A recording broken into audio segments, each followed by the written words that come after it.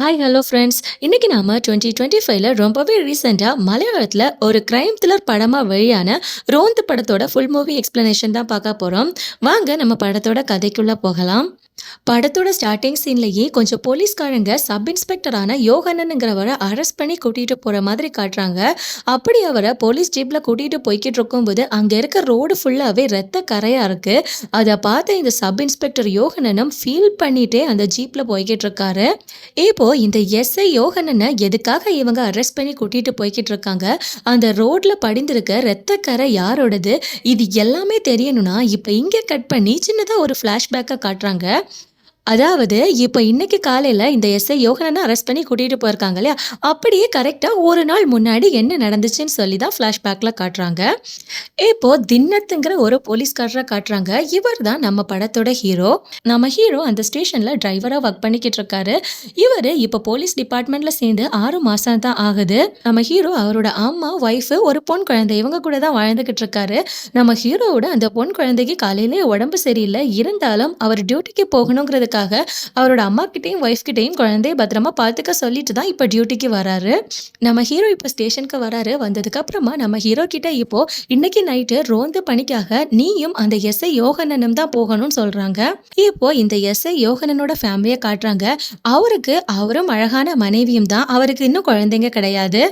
அங்க கட் பண்ணா இப்போ அன்னைக்கு நைட் ஆயிடுது. நம்ம ஹீரோவும் எஸ்ஐ யோகனனும் அவங்களோட இரவு ரோந்து பணி ஆரம்பிக்கிறாங்க.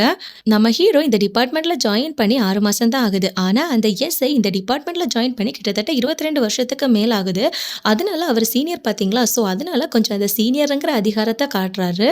ஆனா நம்ம ஹீரோவும் அவரை எப்படியோ ஒரு விதமா ஹேண்டில் பண்ணிக்கிட்டு தான் இருக்காரு. இவங்களோட ரோந்து பணியில மத்த எல்லா ஸ்டேஷன்ல இருக்க போலீஸ்காரங்களும் அந்த பேட்ரோல் சர்வீஸ்ல இருக்கவங்க இந்த போலீஸ்காரங்க கூட வாக்கி டாக்கி மூலமா கனெக்ட்ல இருப்பாங்க இல்லையா, அந்த மாதிரியான வாய்ஸ் எல்லாம் கேட்டுக்கிட்டு இருக்கு. ஒரு இடத்துல ஒருத்தங்களோட வீட்ல கொஞ்சம் பேர் கும்பலா வந்து கலாட்டா பண்றாங்க.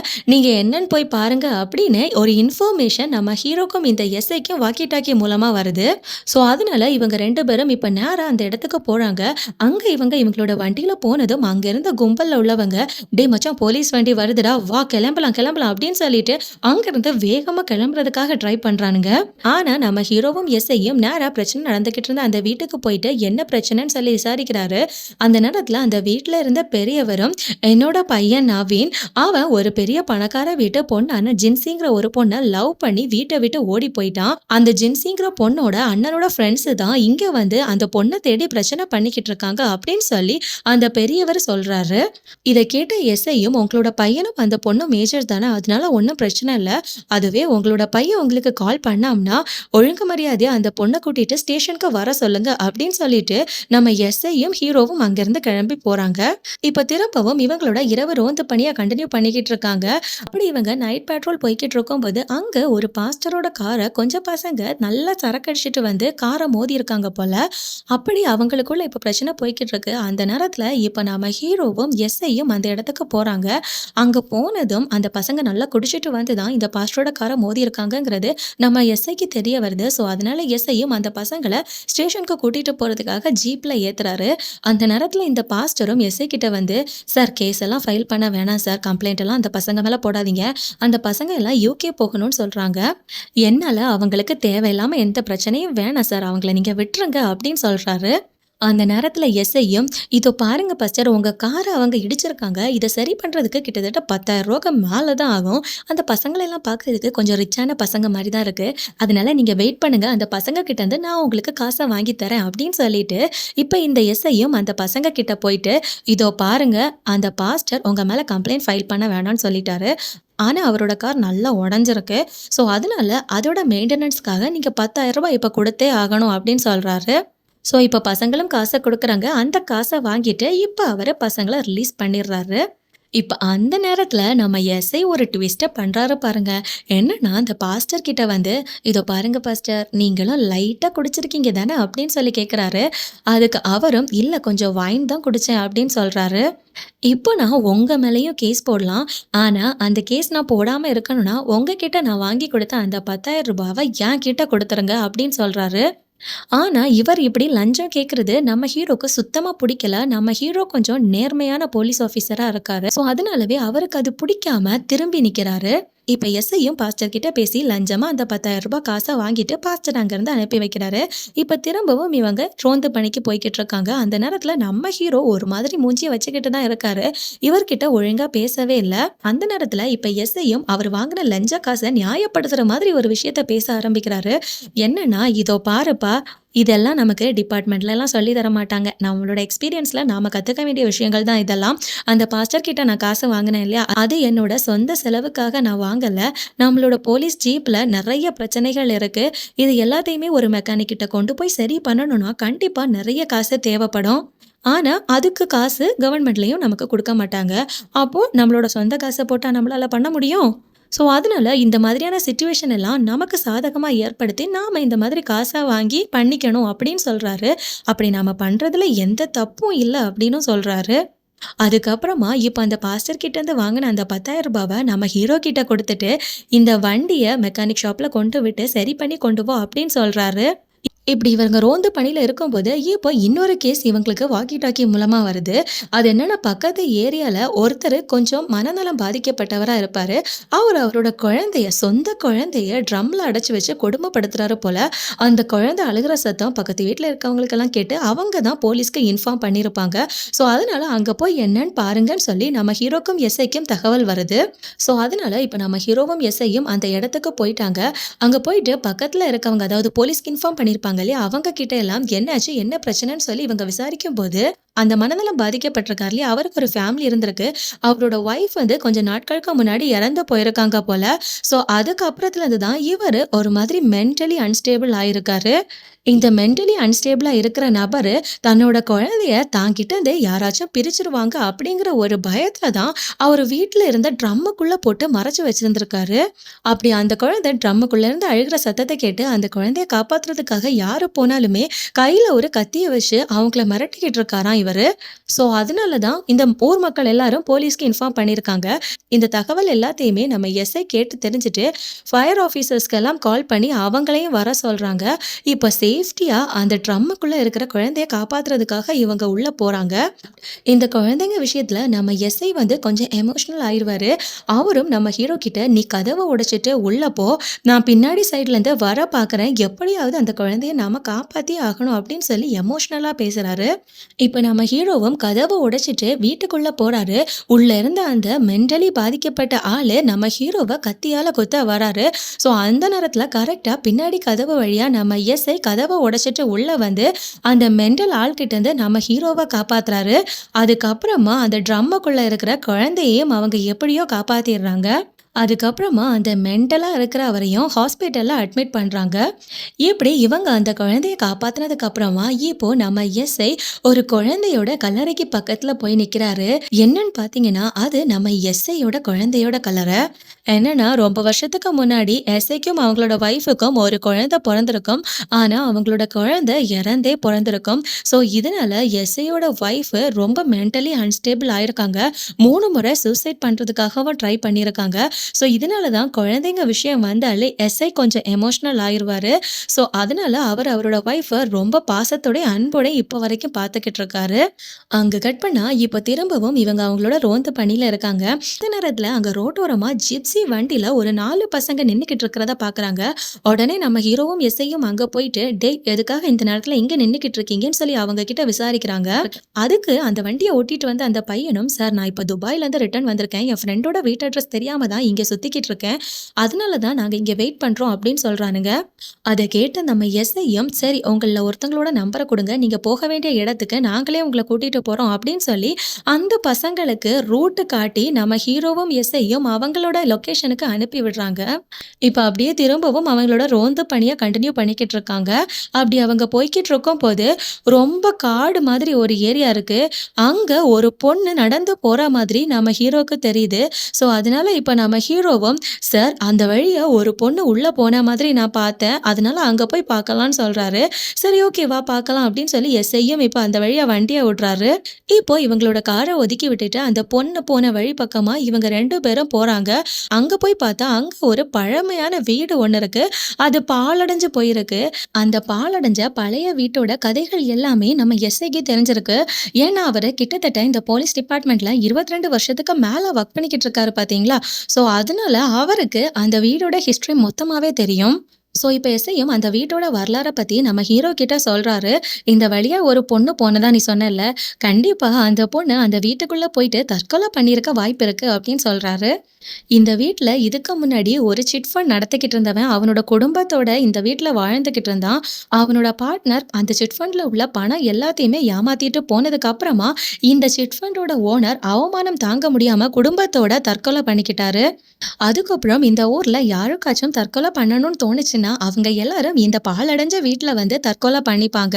இப்ப கூட ஒரு பொண்ணு இந்த பக்கம் போனதா நீ பார்த்தல்ல, அதனால அந்த பொண்ணு கண்டிப்பா இந்த வீட்டுக்குள்ள தற்கொலை பண்ண தான் வந்திருப்பா. வா போய் பாப்போம், எங்கேயாச்சும் தூக்குல தொங்கிக்கிட்டு இருப்பா அப்படின்னு சொல்லி நம்ம ஹீரோவ கூட்டிட்டு போறாரு. நம்ம ஹீரோ வேற கொஞ்சம் பயந்த ஆளா இருப்பாரு. அவர் இப்படி பயப்படுறத பார்த்துட்டு இந்த எஸ்ஐயும், இந்த மாதிரி ஆட்கள எல்லாம் எவன்டா என் கூட நைட்டு ரோந்து பணிக்கு அனுப்புனது அப்படின்னு சொல்லி அவர் ஒரு மாதிரி பேசுறாரு. உடனே நம்ம ஹீரோவும், "என்ன சார், எனக்கு எந்த பயமும் இல்ல. நான் உள்ள போய் பார்த்துட்டு வரேன்" அப்படின்னு சொல்லிட்டு இப்ப அந்த பாழடைஞ்ச வீட்டுக்குள்ள நம்ம ஹீரோ போறாரு. நம்ம ஹீரோவும் பயந்து பயந்து அந்த வீட்டுக்குள்ள டார்ச் லைட் அடிச்சுட்டு யாராச்சும் உள்ள இருக்காங்களான்னு சொல்லி சர்ச் பண்ணி பார்த்து போய்க்கிட்டே இருக்காரு. அந்த நேரத்துல அங்க இருந்த கண்ணாடியில நம்ம ஹீரோ பார்த்த அந்த பொண்ணோட உருவம் ஒரு பேய் மாதிரி நின்னுக்கிட்டு இருக்கு. இத பார்த்த நம்ம ஹீரோவும் பயந்து போய் அங்கிருந்து வெளியே ஓடி வந்துடுறாரு. "ஐயோ சார்! ஐயோ சார்!" அப்படின்னு சொல்லிட்டு கத்திக்கிட்டே நம்ம ஹீரோ வெளிய ஓடி வந்து அங்கேயே கால் தடுக்கி கீழ விழுந்து மயக்கம் போட்டுர்றாரு. இப்ப எஸ்ஐயும் நம்ம ஹீரோவ தண்ணி தெளிச்சு மயக்கத்துலேருந்து எழுப்பி விடுறாரு. "அந்த வீட்டுக்குள்ள அப்படி என்னதான் இருக்கு? நீ என்ன பார்த்த? சரி வா, நாம உள்ள போகலாம். நானும் கூட வரேன்" அப்படின்னு சொல்லிட்டு இப்ப இந்த எஸ்ஐ திரும்பவும் நம்ம ஹீரோவ கூட்டிட்டு போறாரு. இப்ப இவங்க உள்ள போய் சர்ச் பண்ணி பார்க்குறாங்க. பார்த்தா அங்க 2 பேரோட பேக் இருக்கு. அத பார்த்த எஸ்ஐயும் ஒழுங்கு மரியாதையா உள்ள இருக்க 2 பேரும் வெளிய வாங்கன்னு சொல்லி மிரட்டுறாரு. உடனே இப்போ ஒரு காதல் ஜோடி வெளிய வருது.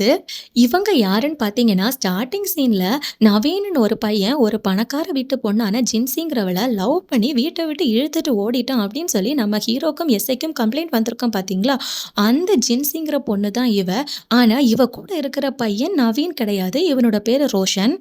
இப்ப நம்ம எஸ்ஐயும் ஜின்சி கிட்ட, "இதோ பாரும்மா, உன்ன அந்த நவீன்ங்கிற பையன் தானே லவ் பண்ணி வீட்ட விட்டு இழுத்துட்டு ஓடுனதா ஊர்ல எல்லாரும் பேசிக்கிட்டு இருக்காங்க. உன்னோட அண்ணனும் அவனோட ஃப்ரெண்ட்ஸும் கூட அவன தானே தேடிக்கிட்டு இருக்காங்க. ஆனா இவன் யாரும்மா? இவன் வேற ஒருத்தனா இருக்கானே" அப்படின்னு சொல்லி கேட்குறாரு. அந்த நேரத்துல அந்த ஜின்சிங்கிற பொண்ணும், "ஐயோ சார், நவீன் என்னோட பெஸ்டி சார். ஆனா இந்த ரோஷன் தான் என்னோட லவ்வர். என்ன இந்த ரோஷன் கூட சேர்த்து வச்சதே என்னோட பெஸ்டி நவீன் தான் சார். அவன் தான் என்ன சேஃபா என்னோட வீட்லேருந்து கூட்டிட்டு வந்து இவன் கூட சேர்த்து வச்சான்" அப்படின்னு சொல்றா. "சரி, ஓகே. நீங்க 2 பேரும் மேஜர் தானே. என் கூட ஸ்டேஷனுக்கு வாங்க. காலையில உங்கள கோர்ட்ல சப்மிட் பண்ணிட்டு விட்டுர்றேன். அதுக்கப்புறமா நீங்க 2 பேரும் லீகலா கல்யாணம் பண்ணலாம்" அப்படின்னு சொல்லி இவங்க 2 பேரையும் நம்ம எஸ்ஐ இப்ப ஸ்டேஷனுக்கு கூட்டிட்டு போறாரு. அந்த நேரத்துல இப்ப திடீர்னு நம்ம ஹீரோவோட வீட்லேருந்து ஹீரோக்கு ஒரு கால் வருது. அதாவது நம்ம ஹீரோவோட பொண்ணுக்கு காலையிலேயே உடம்பு சரியில்லாம இருந்திருக்கும் பார்த்தீங்களா? ஸோ இப்போ ரொம்ப ஃபீவர் அதிகமாயிட்டு போல. அவங்க வாமிட் வேற பண்றாங்க. அதனால அவங்களோட ஒய்ஃப் தான் நம்ம ஹீரோக்கு கால் பண்ணி, "பொண்ணுக்கு ரொம்ப உடம்பு முடியல. வெளியில நல்லா மழை பெஞ்சுட்டு இருக்கு. யார ஹெல்ப்புக்கு கூப்பிடுறதுன்னு எனக்கு தெரியல. அதனால தயவு செஞ்சு வாங்கன்னு" சொல்லி கூப்பிடுறாங்க. இத நம்ம ஹீரோ நேரா எஸ்ஐ கிட்ட போய் சொல்றாரு. உடனே எஸ்ஐயும், "என்னடா குழந்தைக்கு உடம்பு சரியில்லைன்னு இவ்ளோ நேரம் சொல்லாம இவ்ளோ லேட்டா இப்ப வந்து சொல்ற? சரி வா, நாம உடனே போவோம். குழந்தைய ஹாஸ்பிட்டலுக்கு கூட்டிட்டு போலாம்" அப்படின்னு சொல்லி கூப்பிடுறாரு. உடனே நம்ம ஹீரோவும், "இல்ல சார், என்கிட்ட பைக் இருக்கு. நானே போய்க்கிறேன்" அப்படின்னு சொல்றாரு. அதுக்கு எஸ்ஐயும், "டேய், யார் யாருக்கோ உடம்பு சரியில்லைன்னு சொல்லி இந்த போலீஸ் வண்டிய யூஸ் பண்ணியிருக்காங்க. உன்னோட குழந்தைக்கு உடம்பு சரியில்ல. அதுக்கு ஹாஸ்பிட்டலுக்கு கூட்டிட்டு போகணுங்கிறதுக்காகலாம் நம்ம இத யூஸ் பண்ணாம இருப்போமா? வாடா, இந்த வண்டியிலேயே போலாம்" அப்படின்னு சொல்லிட்டு நம்ம ஹீரோவ அவரு கூட்டிட்டு போறாரு. இப்ப நேரா இவங்க நம்ம ஹீரோவோட வீட்டுக்கு போயிட்டு அவங்களோட குழந்தைய கூட்டிட்டு ஹாஸ்பிட்டலுக்கு போறாங்க. இப்ப டாக்டரும் ஹாஸ்பிட்டல்ல குழந்தைய செக் பண்ணி பார்த்துட்டு அதுக்கான ட்ரீட்மெண்ட் எல்லாம் கொடுக்க ஆரம்பிக்கிறாங்க. ரொம்ப பயப்பட வேண்டிய அவசியம் எல்லாம் இல்ல. குழந்தை இன்னைக்கு நைட்டு அட்மிட்டா தான் இருக்கணும். அதுக்கு பொறுத்து தான் நாங்க ட்ரீட்மெண்ட் கொடுக்க முடியும் அப்படின்னு சொல்றாங்க. ஸோ அதனால அன்னைக்கு ஹாஸ்பிட்டல்லயே குழந்தைய அட்மிட் பண்ணிட்டு, இப்ப நம்ம ஹீரோவும் அவங்களோட ஒய்ஃப் கிட்ட, "நான் இன்னைக்கு என்னோட நைட் டியூட்டிய முடிச்சுட்டு காலையிலேயே ஹாஸ்பிட்டலுக்கு வரேன்" அப்படின்னு சொல்லிட்டு அங்கிருந்து கிளம்பி போறாரு. அங்க கட் பண்ணா இப்ப திரும்பவும் இவங்க அவங்களோட ரோந்து பணியில இருக்காங்க. அப்படி இருக்கும்போது இப்ப அடுத்த கேஸ் இவங்களுக்கு வருது. அதாவது ஒரு லேடி அவங்க வீட்ல சூசைட் அட்டெம்ப்ட் ட்ரை பண்ணியிருக்கிறதா இவங்களுக்கு அவங்களுக்கு ஒரு இன்ஃபர்மேஷன் வருது. ஸோ அதனால எஸ்ஐயும் நம்ம ஹீரோவும் அங்க போய் பார்க்குறாங்க. ஆனா இவங்க போறதுக்குள்ளாடியே அந்த லேடி சூசைட் பண்ணிட்டாங்க. அவங்களுக்கு ஒரு குழந்தை வேற இருக்கு. அந்த குழந்தைய பார்த்த நம்ம எஸ்ஐயும் ரொம்பவே எமோஷனலா அந்த குழந்தைய தூக்கிட்டு வராரு. இந்த சூசைட் கேஸ பார்த்தா நம்ம ஹீரோ ஒரு மாதிரி ஃபீல் பண்றாரு. என்னன்னா நம்ம ஹீரோக்கு ஒரு கதை இருக்கு. நம்ம ஹீரோவோட அப்பாவும் இதே மாதிரி தான் சூசைட் பண்ணி இறந்து போயிருக்காரு போல. ஸோ அதனால தான் நம்ம ஹீரோ இப்படி சூசைட் பண்றவங்கள பார்த்தா ஃபீல் பண்ணுவாரு. இப்ப எஸ்ஐயும் நம்ம ஹீரோ கிட்ட போயிட்டு, "ஒண்ணும் ஃபீல் பண்ணாத. போலீஸ் டிபார்ட்மெண்ட்ல இதெல்லாம் சகஜம் தான். போக போக உனக்கு இதெல்லாம் பழகிரும். சரி ஓகே, நீ ரொம்ப ஃபீலிங்ல இருக்க. அதனால நீ கார் டிரைவ் பண்ண வேண்டாம். நானே கார் டிரைவ் பண்றேன்" அப்படின்னு சொல்லி ஹீரோவ சமாதானப்படுத்தி எஸ்ஐ இப்ப கூட்டிட்டு போறாரு. அதுக்கப்புறமா இப்போ நம்ம ஹீரோவும் எஸ்ஐயும் நேரா ஸ்டேஷனுக்கு வராங்க. அங்க இவங்க ஆல்ரெடி பல பேர்கிட்டேருந்து புடிச்சு வச்சிருந்த கொஞ்சம் சரக்கு இருக்கும். அந்த சரக்க எடுத்து இவங்க 2 பேரும் குடிக்கிறாங்க. அப்படி இவங்க குடிச்சுக்கிட்டு இருக்கும்போது ஸ்டேஷன்ல இருக்க இன்னொரு போலீஸும் இத பார்த்துட்டு அவங்க கூட சேர்ந்து உட்கார்ந்து குடிக்கிறாரு. அதுக்கப்புறமா இப்ப திரும்பவும் அவங்க 2 பேரும் அவங்களோட ரோந்து பணிக்கு போறாங்க. அப்படி இவங்களோட பணியில இருக்கும்போது ஒரு இடத்துல இருந்து அருண்னு ஒரு பையனை ஒரு கும்பல் அடிச்சு இழுத்துட்டு போறத அங்க இருக்க மக்கள் பார்த்துட்டு போலீஸ்க்கு கால் பண்ணி கூப்பிட்டுருக்காங்க. ஸோ அதனால அந்த இடத்துக்கு தான் இப்ப நம்ம ஹீரோவும் எஸ்ஐயும் போறாங்க. அங்க போய் பார்த்தா அந்த அருணுங்கிற பையனோட வீடெல்லாம் அடிச்சு நொறுக்கி இருக்காங்க. இப்ப இந்த அருணுங்கிற பையன் யாருன்னு பார்த்தீங்கன்னா, ஸ்டார்ட்டிங்ல அந்த பணக்கார வீட்டு பொண்ணு ஜின்சி நவீன்ங்கிற ஒரு பையன் கூட ஓடி போனதா சொல்லியிருப்பாங்க இல்லையா? அந்த நவீன்ங்கிற பையனோட ஃப்ரெண்டு தான் இந்த அருண். ஆக்சுவலா அந்த ஜின்சியோட வீட்ல இருக்க ஃபேமிலி மெம்பர்ஸ் என்ன நினைச்சிருப்பாங்கன்னா, அந்த நவீன்ங்கிற பையன் தான் இந்த ஜின்சிய கூட்டிட்டு ஓடி போயிட்டான் அப்படின்னு. ஆனா ஆக்சுவலா அவ ரோஷனுங்கிற பையன் கூட தான் ஓடி போயிருப்பா. அத எஸ்ஐ புடிச்சு ஸ்டேஷன்ல வச்சிருக்காங்க. ஆனா அது அவளோட ஃபேமிலி மெம்பர்ஸ் யாருக்கும் தெரியாது பார்த்தீங்களா? அவங்க நவீன்னு தான் நினைக்கிறாங்க. ஸோ அதனால தான் அந்த நவீனுக்கு அவனோட ஃப்ரெண்டான இந்த அருண் தான் ஹெல்ப் பண்ணியிருப்பான் அப்படின்னு சொல்லி நினைச்சிட்டு அந்த ஜின்சியோட அண்ணனும் அவனோட ஃப்ரெண்ட்ஸும் சேர்ந்து இங்க வந்து இவனோட வீடெல்லாம் அடிச்சு நொறுக்கி இந்த அருணை இங்கிருந்து தூக்கிட்டு போயிருக்கானுங்க. இந்த அருணை தூக்கிட்டு போன அந்த கும்பல் வேற யாருமே இல்ல. யாருன்னு பார்த்தீங்கன்னா, கொஞ்சம் முன்னாடி அந்த ஜிப்சி வண்டியில 4 பசங்க வெயிட் பண்ணிட்டு நின்றுப்பானுங்க பார்த்தீங்களா? அவனுங்க தான். அந்த வண்டியில டிரைவரா இருந்தவன் ஒருத்தன் அவன் கூட எஸ்ஐ கிட்ட, "நான் துபாயிலேருந்து வந்தேன். ஃப்ரெண்டோட வீடுக்காக வெயிட் பண்ணிட்டு இருக்கேன்னு" சொல்லியிருப்பானே. அவன் தான் இந்த ஜின்சியோட அண்ணன் போல. அவனுங்க தான் அவங்களோட தங்கச்சியை இழுத்து கூட்டிட்டு போன அந்த நவீனையும் அவனோட ஃப்ரெண்டான அருணையும் இங்கிருந்து கூட்டிட்டு போய் கார்லயே வச்சு பயங்கரமா அடிச்சு, "என்னோட தங்கச்சி எங்கடா?" அப்படின்னு சொல்லி கேட்டுக்கிட்டு இருக்கானுங்க. அப்படி அவனுங்க அடிச்சு கேட்கும்போது நவீனும், "அண்ணா எங்களை விட்டுருங்க. நாங்க அவளோட பெஸ்டி மட்டும் தான். அந்த ரோஷனுங்கிற பையன் தான் அவளோட லவ்வர். அவன் கூட தான் உங்களோட தங்கச்சி ஜின்சி போயிருக்கா" அப்படின்னு சொல்றானுங்க. இப்படி இவனுங்க ஒரு பக்கம் வண்டியில வச்சு இவங்கள அடிச்சுக்கிட்டு இருக்காங்க. அதே சமயம் அந்த பக்கம் நம்ம ஹீரோக்கும் எஸ்ஐக்கும் இவங்க 2 பேரும் காணாம போயிட்டாங்க. ஒரு கும்பல் தூக்கிட்டு போயிட்டாங்க அப்படிங்கிற தகவல் கிடைச்சிருச்சு பார்த்தீங்களா? ஸோ அதனால இந்த எஸ்ஐயும் ஸ்டேஷனுக்கு போய் அங்கிருந்தே இந்த ஜின்சியோட அண்ணனுக்கு வீடியோ கால் பண்றாரு. "இதோ பாரு, நீங்க தூக்கிட்டு போயிருக்க நவீனையும் அருணையும் ஒழுங்கு மரியாதையா ஸ்டேஷன்ல கொண்டு வந்து விட்டுரு. உன்னோட தங்கச்சி எங்கேயும் போகல. எங்க பாதுகாப்புல ஸ்டேஷன்ல பத்திரமா தான் இருக்கிறா.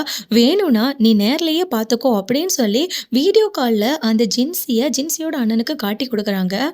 சரி ஓகே, நம்மளோட தங்கச்சி தான் கிடைச்சிட்டா அப்படின்னு சொல்லிட்டு இவங்க 2 பேரும் நவீனை அருணை காருக்குள்ள வச்சு அடிச்சுக்கிட்டு இருந்திருப்பாங்க இல்லையா? அவங்கள வெளியில அனுப்பிடலாம், ரிலீஸ் பண்ணிடலாம் அப்படின்னு சொல்லிட்டு இவனுங்க அங்க போய் பார்க்குறானுங்க. பார்த்தா அந்த நவீன் அங்க மயக்கம் போட்டு கிடக்குறான். "ஏய் உனக்கு என்னாச்சு?" அப்படின்னு சொல்லி கார் பக்கத்துல வந்து இந்த கும்பல் பசங்களும் அவனை எழுப்ப பார்க்குறாங்க. அந்த நேரத்துல அவன் திடீர்னு அங்கிருந்து எழும்பி வேக வேகமா ஓடுறான். ஆக்சுவலா இந்த நவீன் அவனுங்க கிட்ட இருந்து தப்பிக்கிறதுக்காக மயக்கம் போட்ட மாதிரி ஆக்டிங் பண்ணியிருக்கான். அப்படி இவனுங்க கிட்ட இருந்து தப்பிச்சு அவன் வேகமா ஓடிக்கிட்டு இருக்கான். அந்த நேரத்துல இவனோட கால் வழுக்கி ஒரு பாறையிலேயே விழுறான். அதுல அவனோட மண்டையில பயங்கரமா அடிபடுது. ரத்தம் எல்லாம் வருது. அதுக்கப்புறமா ஒரு வழியா அங்க ஆறெல்லாம் கடந்து தப்பிச்சு போயிட்டான். ஸோ இப்போ இந்த பசங்களும் அவனை விட்டுறாங்க. சரி தப்பிச்சு போனவன் போட்டோம். நம்ம எஸ்ஐ கேட்டா அவன் ஓடி தப்பிச்சிட்டான் சார் அப்படின்னு சொல்லிடலாம் அப்படின்னு நினைச்சிட்டு இவனுங்களும் இப்போ அங்கிருந்து கிளம்பி போறானுங்க. அங்க கட் பண்ணா இப்ப கொஞ்சம் கொஞ்சமா நேரம் விடியுது. அந்த நேரத்துல இப்ப எஸ்ஐயும் அந்த ஜின்சியோட அண்ணனுக்கு கால் பண்ணி, "டேய் அருணையும் நவீனையும் விட்டுட்டீங்களா?" அப்படின்னு சொல்லி கேட்கும்போது, "சார் கொஞ்ச நேரத்துல இந்த அருணை நாங்க விட்டுருவோம். ஆனா அந்த நவீனுங்கிற பையன் எங்க கிட்ட இருந்து தப்பிச்சு ஒரு காட்டு பக்கமா ஓடிட்டான்" அப்படின்னு சொல்றானுங்க. "என்னது ஓடிட்டானா? ஒழுங்கு மரியாதையா உண்மையை சொல்லுங்கடா. அந்த பையனை ஏதாச்சும் பண்ணீங்களா?" அப்படின்னு சொல்லி இந்த எஸ்ஐ கேட்கிறாரு. அதுக்கு அவனுங்களும், "சார் அப்படிலாம் ஒன்றும் பண்ணல சார். அவன் உண்மையிலேயே தப்பிச்சு ஓடிட்டான். வேணும்னா அவனோட ஃப்ரெண்ட் இந்த அருண் இங்கே இருக்கான்.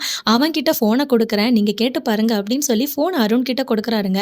இப்ப அருணும், ஆமா சார். அவன் உண்மையிலேயே பயந்து இங்கேருந்து தப்பிச்சு ஓடிட்டான் அப்படின்னு சொல்றான். சரி ஓகே. நீ பத்திரமா வீடு போய் சேரு அப்படின்னு இந்த எஸ்ஐயும் அவன்கிட்ட சொல்லிட்டு, இப்ப இந்த ஜின்சியோட அண்ணன்கிட்ட, உங்க வீட்டு பொண்ணு எங்கேயுமே ஓடி போகல. அவ மேஜரா இருக்கா. அவ லவ் பண்ண பையன் கூட தான் வந்திருக்கா. நாங்க அவள கோர்ட்ல சப்மிட் பண்ணுவோம். அதுக்கப்புறமா நீங்க எல்லாத்தையும் பார்த்துக்கோங்க அப்படின்னு சொல்றாரு. இப்போ நேரம் விடிஞ்சிருச்சு. நம்ம ஹீரோவும் எஸ்ஐயும் அவங்களோட நைட் டியூட்டிய முடிச்சுட்டு நேரா அவங்களோட வீட்டுக்கு போறாங்க. நம்ம ஹீரோ இப்போ நேரா ஹாஸ்பிட்டல்ல அட்மிட் ஆயிருக்க அவங்களோட பொண்ண பார்க்கறதுக்காக போறாரு. அங்க கட் பண்ணா இப்போ அங்க இருந்த ஆத்து பக்கமா ஒரு 25 வயசு இருக்கும் ஒரு பையன். அந்த பையன் மர்மமான முறையில இறந்து போய் கிடக்குறான். அவனோட டெட் பாடி அங்க கிடக்கு. அப்படி இறந்து போய் கிடக்கிறவன் வேற யாரும் இல்ல. நேத்தைக்கு நைட் அந்த ஜிப்சி பசங்க கிட்ட இருந்து தப்பிச்சு போன அந்த நவீன் தான். இப்போ எல்லா டிவி நியூஸ்லயுமே இந்த பையனோட டெத் நியூஸ பத்தி பேசிக்கிட்டு இருக்காங்க.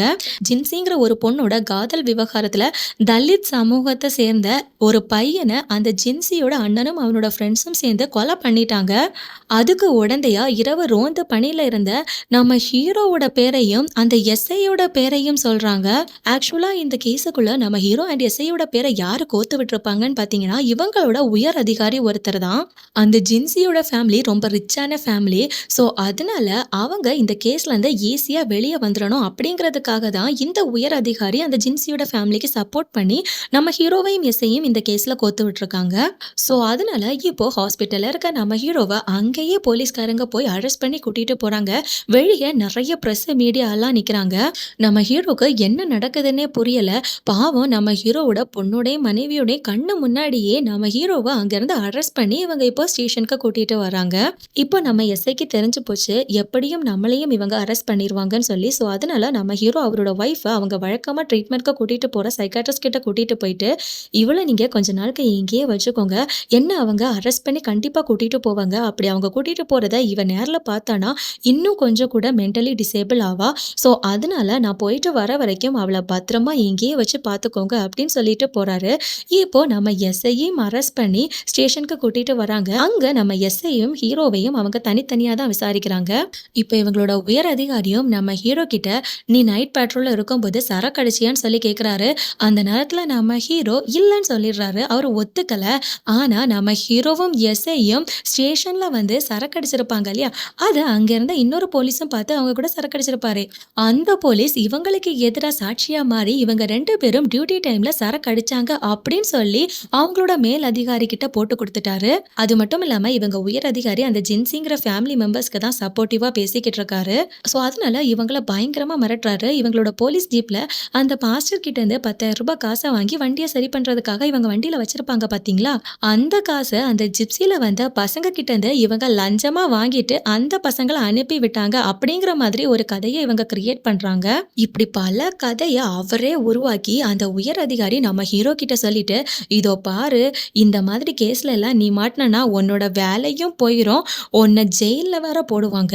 ஸோ அதனால ஒழுங்கு மரியாதையா உண்மையை ஒத்துக்கோங்க அப்படின்னு சொல்றாரு. இதை கேட்ட நம்ம ஹீரோ ரொம்பவே பயப்படுறாரு. சார் எனக்கு குடும்பம் குழந்தைன்னு இருக்கு சார், தயவு செஞ்சு என்னை விட்டுருங்க, இந்த பிரச்சனையில நாங்க இல்லை, இந்த பிரச்சனையில இருந்து எங்களை காப்பாத்துங்க சார் அப்படின்னு சொல்லி கெஞ்சுறாரு நம்ம ஹீரோ.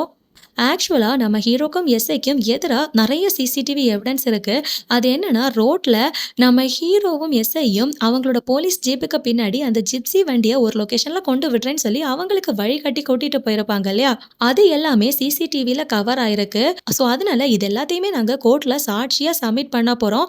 அப்படி சப்மிட் பண்ணும்போது உங்களுக்கு எதிராக ப்ரூஃப் எல்லாம் இருக்கு. ஸோ அதனால கன்ஃபார்ம் உங்களுக்கு ஜெயில் வாழ்க்கை தான் அப்படின்னு சொல்லி இந்த மேல் அதிகாரி மிரட்டுறாரு. இதெல்லாம் கேட்டு நம்ம ஹீரோ பயங்கரமா பயப்படுறாரு. இந்த நேரத்துல இதை அட்வான்டேஜா எடுத்த அந்த உயர் அதிகாரியும் ஹீரோ கிட்ட போயிட்டு, இதோ பாரு உன் கூட அந்த எஸ்ஐ இருந்தாம் இல்லையா, அவனை நீ பேசாம இந்த கேஸ்ல மாட்டி விட்டு நீ அவனுக்கு எதிராக அப்ரூவரா மாறிடு. அப்படி மாறினேன்னா உனக்கு எந்த பிரச்சனையும் வராது, நீ இந்த கேஸ்ல இருந்து தப்பிச்சிடலாம் அப்படின்னு சொல்லி நம்ம ஹீரோவை பிரெயின் வாஷ் பண்ண பாக்குறாரு. அதுக்கு நம்ம ஹீரோவும், சார் அவரும் எந்த தப்பும் பண்ணல சார், தேவையில்லாம அவர் மேல எப்படின்னா பொய்யான ஒரு பழிய போட முடியும் அப்படின்னு சொல்லி நம்ம ஹீரோ கேட்கிறாரு.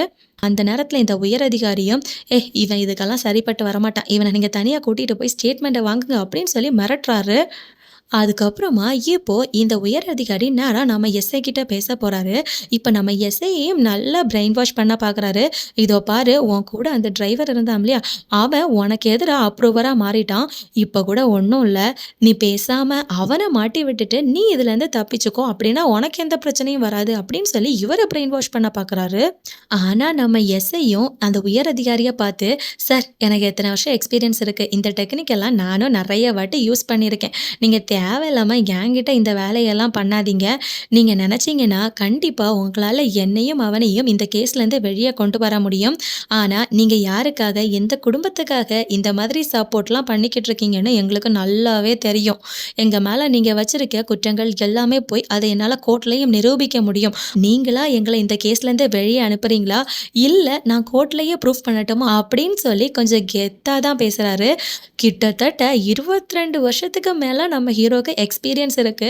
ஸோ, அதனால யார் யாரு எந்த மாதிரி பிரெயின் வாஷ் பண்ணுவாங்க, ஒவ்வொரு கேஸையும் எந்த மாதிரிலாம் மாத்துவாங்க அப்படிங்கிற நுணுக்கங்கள் எல்லாம் இவருக்கு தெரிஞ்சிருக்கும் பார்த்தீங்களா? ஸோ, அதனால தான் இவரு கான்ஃபிடென்ட்டா இந்த மாதிரி பேசுறாரு. இப்ப அந்த உயர் அதிகாரியும் இவன்கிட்ட பேசி எந்த பிரயோஜனமும் இல்ல அப்படின்னு சொல்லிட்டு, இந்த எஸ்ஐய வெளிய உட்கார வச்சுட்டு, "நீங்க சொன்ன எல்லாத்தையும் ஒரு ஸ்டேட்மெண்ட்டா என்கிட்ட எழுதிக் கொடுங்க." அப்படின்னு சொல்லி அவர்கிட்ட ஒரு பேப்பர குடுத்துட்டு, இப்ப நேரா நம்ம ஹீரோ கிட்ட போறாரு. அங்க நம்ம ஹீரோ வெளிய உட்காந்துக்கிட்டு இருக்காரு. அவரு எஸ்ஐ எழுதுறதெல்லாம் பார்க்குறாரு. ஸோ, ஒரு கான்ஸ்டபிளும் எஸ்ஐ கிட்ட வந்து, "இதோ பாருடா, உன் கூடவே நைட்டு ஃபுல்லா கூட இருந்தாரு. ஆனா இப்போ உனக்கு எதிரா அப்ரூவரா மாறிட்டாரு. அவரு ஈஸியா வெளிய வந்துருவாரு. ஆனா நீ தான் ஜெயில் வாழ்க்கைய அனுபவிக்க போற." அப்படிங்கிற மாதிரி நம்ம ஹீரோவ இன்னும் பிரெயின் வாஷ் பண்றானுங்க.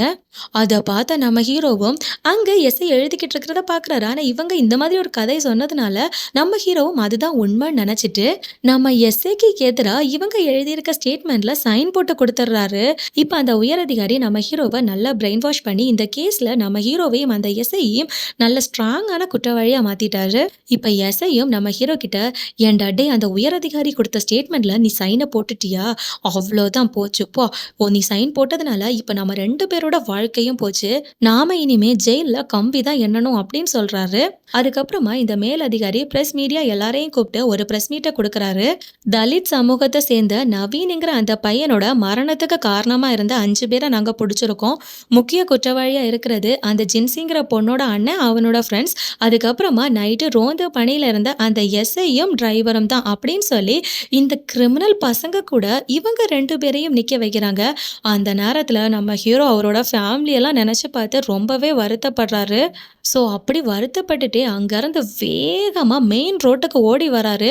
அப்படி வரும்போது வேகமா அங்கேருந்து வந்த லாரி நம்ம ஹீரோ மேல அடிச்சிருது. ஸோ, அதனால நம்ம ஹீரோ அந்த லாரி மோதினதுல ஸ்பாட்லயே இறந்து போயிட்டாரு. அதுக்கப்புறமா தான் இப்ப ஃபர்ஸ்ட் சீன்ல நம்ம எஸ்ஐய போலீஸ்காரங்க அரெஸ்ட் பண்ணி அவங்களோட ஜீப்ல கூட்டிட்டு போகும்போது ரோட்ல ரத்தக்கரை இருந்ததை பார்த்து ஃபீல் பண்ணியிருப்பார் இல்லையா, அந்த சீனை காட்டுறாங்க. எந்த ஒரு தப்புமே பண்ணாத நேர்மையான ஒரு போலீஸ்காரர் இறந்து போயிட்டாரு. அதுக்கப்புறமா இப்போ இந்த எஸ்ஐக்கும் தண்டனை கிடைக்க போகுது. ஆக்சுவலா அந்த நவீனுங்கிற பையன் இந்த ஜிப்சி கும்பல் கிட்ட இருந்து தப்பிச்சு ஓடி போயிருப்பான் பாத்தீங்களா? அப்படி அவன் ஓடி போனவன் எப்படி இறந்து போனான்னு பாத்தீங்கன்னா, அவன் அப்படி ஓடி போகும்போது வழியில கால் தடிக்கு கீழே விழுந்து பாறையில அவனோட தலை அடிபட்டு அவனோட தலையிலலாம் நல்லா ரத்தம் வந்திருக்கும் பாத்தீங்களா?